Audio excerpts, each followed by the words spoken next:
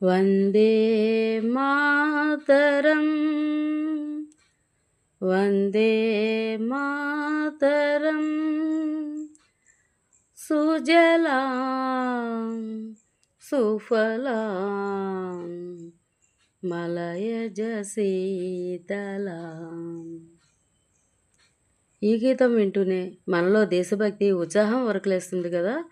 మాతృభూమిని స్తుతిస్తూ రచించిన ఈ గీతం భారత స్వాతంత్ర పోరాటంలో ఎందరో భారతీయులను ఉత్తేజపరిచింది.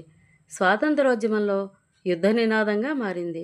అంతేకాదు, మన దేశం యొక్క అందమైన ప్రకృతి, సంస్కృతి వైభవాలను ఈ గీతం చాటి చెప్తుంది.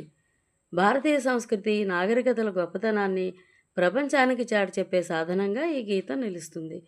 ఇంతటి ఉత్తేజభరితమైన దేశభక్తి గేయాన్ని మనకు అందించిన మహానుభావుడు ప్రముఖ బెంగాలీ కవి, రచయిత అయిన బంకించంద్ర చటర్జీ గారు. ఈ గీతం వారు రచించిన ఆనందమఠ్ నవల నుండి ప్రాచుర్యం పొందింది.